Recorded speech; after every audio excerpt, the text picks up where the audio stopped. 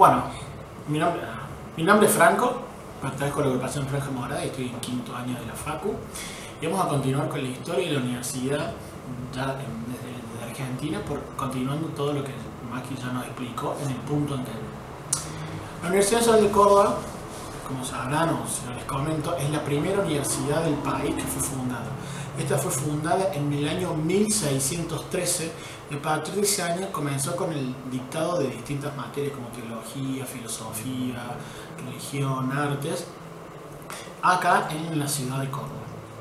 A medida que fue avanzando el tiempo, fue manejada, conducida por los jesuitas, hasta que en un problema entre la congregación jesuita y el virrey de esa época, el rey de España de esa época, los echa a los jesuitas poniendo a los franciscanos a gobernar la universidad. En el libro le van a distintas fechas, como por ejemplo la del 22 de agosto de 1791, que se funda la cátedra de institutos, que da nacimiento a la primera facultad de nuestra universidad, que es la Facultad de Derecho, y así continúa hasta el año 1800. En el año 1800 cambia el nombre de la universidad, pasa a llamarse Real Universidad de San Carlos Nuestra Señora de Montserrat, y empieza con la asunción como decano, como director de toda esta proto-universidad al deán Gregorio Funes, que para aquellos que estén viniendo a Córdoba o sean de Córdoba, conocerán la calle Deán Funes, que es una de las calles principales del centro de la ciudad. Bueno, es por esta persona que fue en 1800 decano, director, no tenía un nombre específico, pero era el que conducía la universidad en ese momento. Más adelante, en 1820, el general Juan Bautista Busto, gobernador de Córdoba, provincializa la universidad, es decir, que la universidad pasa a manos de la provincia, aunque el Deán Funes seguía como conduciendo los destinos de la universidad, que en este momento se empezaba a manejar por la provincia. Buenos Aires. Esto pasa en 1820 en Córdoba. En 1821 se funda la UBA, la Universidad de Buenos Aires, a partir de una decisión propia de la ciudad de Buenos Aires, que quiere empezar a tener su propia universidad y empieza a tener un sesgo distinto al de Córdoba. Acá podemos ver dos tradiciones que hubo en esa época y que hubo durante el siglo XIX y parte del siglo XX en las universidades, que la Universidad Nacional de Córdoba en ese momento la Universidad de Córdoba era una universidad mucho más apegada a la religión, donde la iglesia tenía mucho más fuerza, donde estaba muy metida no solamente en dirigirla, sino también en sus docentes, en sus formas de manejarse, en sus estudios. Todavía se estudia teología, se estudia el derecho canónico, por ejemplo. Y en la Universidad de Buenos Aires era una universidad un poco más secular, un poco más laica, donde la iglesia no tenía tanta presencia y las materias y la ideología y la forma de dar clase era muy distinta a la que había acá en la ciudad de Córdoba. También, si queremos ver un poco el tema de los modelos, como explicamos aquí anteriormente, el modelo francés, que más está presente actualmente en Latinoamérica y en Argentina, se puede ver en un ejemplo claro en la ciudad de Buenos Aires. Es que el Estado pone una universidad a funcionar en base a sus proyectos, sus objetivos y a cómo quiere dirigir la cuestión de formación de profesionales. Esto pasa todo en 1820, 1830, 40, 50, se sigue manejando de esta forma hasta que llega 1853. En 1853,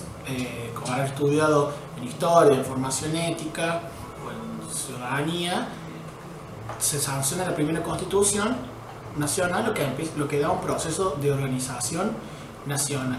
más propiamente dicho, para llegar al país que somos hoy. En 1854, la Universidad Nacional de Córdoba pasa a jurisdicción nacional, lo que empieza todo un proceso que culmina en 1885 con la sanción de la Ley Avellaneda, que termina de nacionalizar las universidades de ese momento, y a su vez se empiezan a ver un poco los órganos que actualmente están presentes, como por ejemplo vamos a ver más adelante la cuestión de los consejos directivos, consejos superiores, bueno, empieza a nombrarse la figura del rector, la ley lo instituye, el instituto del rector, instituye lo que son los primeros consejos superiores de las distintas universidades, y acá empezamos a ver cómo la universidad va tomando forma un poco más parecida a lo que conocemos ahora, y se empieza a separar la iglesia de la universidad. En esta época también un par de críticas, porque la universidad formaba profesionales y no estaba muy enfocada a lo que es la investigación. Entonces algunos desde la academia criticaban esta cuestión de que solamente se enfocaban en formar profesionales y no formar investigaciones. O sea, se transmitía conocimiento, no se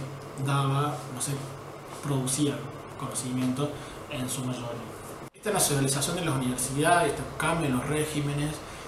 jurídicos, políticos, administrativos, lleva a que empiece a haber una movilidad social mayor a la que había anteriormente. Entonces las clases medias empiezan de a poco a formar parte de lo que es la universidad. Antes solamente estaba cerrada para las clases altas y no podía entrar de otra forma si no eras de una clase alta, de cierta familia. Y empieza a principios del siglo XX a haber cambios en las universidades. Por ejemplo, en la Universidad de Buenos Aires empiezan a cambiar un poco sus regímenes de ingreso, sus regímenes de exámenes, pero la Universidad de Córdoba se veía fuertemente influida por la iglesia y por ciertas familias que gobernaban la universidad, haciendo muchas veces caso omiso de las normativas a nivel nacional, y se manejaban como esas familias y a la iglesia mejor le parecía. Es por eso que esta situación de la familia y la iglesia bien enquistada, bien cerrada en la universidad, y el ingreso de las clases medias lleva a que haya nuevos reclamos, y hacia 1918 se da el hito más grande que ha tenido la Universidad Argentina, que es la reforma universitaria que se dio en nuestra universidad. En la reforma universitaria de 1918, los estudiantes, acompañados de graduados, pedían que la universidad se abriera, que la universidad empiece a ser cogobernada, es decir, que los estudiantes y graduados formen parte del gobierno universitario, no que solamente sean docentes, que la universidad tenga libertad de cátedra, que es así que se pueda dar lo que los docentes deseen dar y no lo que la iglesia o lo que cierta familia le imponga que tiene que dar. El ingreso irrestricto, que no haya ninguna restricción por clase social, por dinero, por estatus, para poder entrar a la universidad, que la universidad tenga extensión, esto es decir, que la universidad no se cierre en sus puertas, sino que haya una simbiosis, una sincronización entre sociedad y universidad, entre otros reclamos que están bien plasmados en un texto que les recomiendo leer cuando tengan un tiempo, que es uno de los textos más lindos que me he leído, que es el Manifiesto Liminar de la Reforma 18, que fue escrito por Deodoro Roca, que si bien era graduado, era abogado, fue acompañado por estudiantes en su firma y en esta reforma. El gobierno de la universidad sigue sin hacer caso, es por eso que directamente los estudiantes fundan y forman la Federación Universitaria de Córdoba, que es un órgano que sigue gremial vigente hasta hoy, y acuden ante el presidente radical Hipólito Yrigoyen, quien los apoya y manda su apoyo y funcionarios para que puedan ayudar a resolver la situación. Se produce la elección de un nuevo rector, donde el candidato reformista no logra obtener los votos, en medio de acusaciones de fraude. Si pueden profundizar un poco más, fue una elección que se dio a puerta cerrada, donde no dejaron entrar los estudiantes, sino que los mismos de siempre elegían a las autoridades. Entonces los estudiantes, al ver todo que se les cerraban las puertas, que incluso con el apoyo de la nación, los que manejaban la universidad en ese momento no hacían caso, no tomaban sus propuestas, deciden irrumpir en donde está haciendo la elección, logrando así la reforma de los estatutos. Esta reforma, como les decía anteriormente, fue uno de los hitos más grandes de nuestra universidad, e incluso ha influenciado todas las universidades de Latinoamérica, y en distintas protestas estudiantiles a lo largo del siglo XX también fue influencia muy grande, no solamente filosóficamente, sino también en sus principios, sus políticas y en sus ideas. En 1930 se da el primer golpe de Estado, lo que empieza un periodo oscuro para las universidades argentinas, que se potencia en 1943 cuando el grupo de oficiales unidos del ejército, que eran distintos oficiales de alto rango en el ejército, como por ejemplo Perón era uno de ellos, llega al poder a través de un golpe de Estado, y este gobierno de facto empieza a intervenir de a poco en las universidades. En 1945 Perón es elegido en la elección democrática popular, gana por el voto del pueblo, pero continúa con estas intervenciones. El gobierno peronista empieza a intervenir no solamente en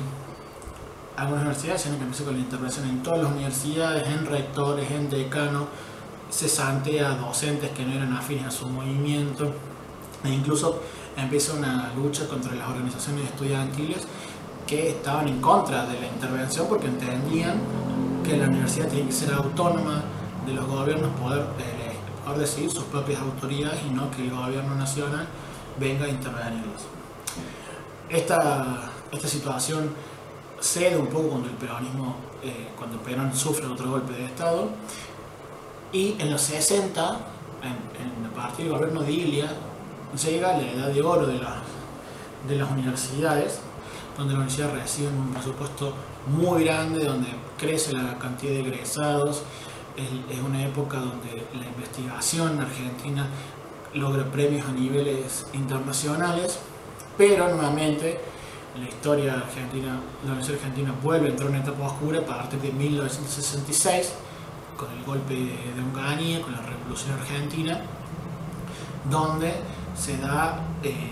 empieza de nuevo a intervenir docentes, a intervenir universidades, se echan docentes, muchos docentes se exilian, los mejores investigadores de nuestros países van a otros países, se da la primera fuga de cerebros, como se dice, y la Universidad Argentina queda golpeada de una manera muy grande y no se va a recuperar incluso con el cambio de los distintos gobiernos y gobiernos que hay hasta 1976, que se da un nuevo golpe de Estado, que es el golpe de Estado más fuerte y el más terrorífico que ha tenido nuestro país, donde hay facultades se cerraban. Por ejemplo, la Facultad de Psicología solamente recibía 50 ingresantes como máximo, y se perseguían docentes que no eran afines al gobierno militar, se los secuestraba, se los torturaba y mataba, no solo docentes, sino también no docentes, y bueno, obviamente estudiantes, en una de las páginas más oscuras de nuestra historia. En 1983 se vuelven a abrir las urnas, vuelve el pueblo a poder elegir a sus representantes, y con la victoria del presidente radical Raúl Alfonsín empieza una nueva era para la Universidad Argentina. Se empiezan a reconstruir de a poco las distintas cátedras, los distintos decanatos, los distintos rectorados. Los estudiantes pueden volver a manifestarse, estén a favor o en contra del gobierno, pueden volver a hacerlo. En todo este proceso de recuperación democrática empieza un proceso muy importante, que es el de reinstauración de la Universidad Argentina, que es un proceso que no fue de un día para el otro, sino que se fue dando durante toda la década de los 80. Es un proceso donde la universidad vuelve a abrirse para todos a través de la vuelta de la democracia. En los 90, con la asunción del peronista Carlos Menem, se dicta una nueva ley de educación superior, en la cual es fuertemente resistida por parte de los estudiantes, porque, por ejemplo, no dejaba lugar al ingreso irrestricto, sino que el ingreso empezaba, por ejemplo, a ser más fraccionado. Las facultades podían tener esta potestad de decir cuántos ingresos, de poner un cupo de ingreso, por ejemplo. Esta ley puede ser vista de buena o mala manera según la perspectiva de cada uno, pero no se puede negar que estaba dada en un contexto de un gobierno que buscaba arancelar las universidades y un poco recortarle el presupuesto universitario. Así se empieza a avanzar un poco más sobre otro organismo que vamos a ver un poquito más adelante, que es el organismo de la CONIAU. Y también otro hecho que causó ciertas polémicas en el financiamiento de organismos internacionales o de empresas a las universidades. También en los 90 se puede ver un crecimiento de las universidades tanto públicas como privadas, y empieza a haber un auge mucho más grande de las ciencias sociales por sobre el resto de las carreras. A partir del siglo XXI es que la universidad, tanto en las 2 décadas que llegamos del siglo XXI, ha crecido, la universidad pública ha crecido, se ha mantenido, ha podido tener en algunos años, ciertos años, mayor presupuesto, pero seguimos con algunos problemas que ya arrastramos, que es la deserción, por ejemplo, la deserción estudiantil, que es un problema que todas las universidades están teniendo y están trabajando en poder transformar para que el tiempo de ingreso, permanencia y egreso sea para todos los estudiantes, que todos los estudiantes, todos los y las estudiantes podamos ingresar, permanecer y egresar de la facu.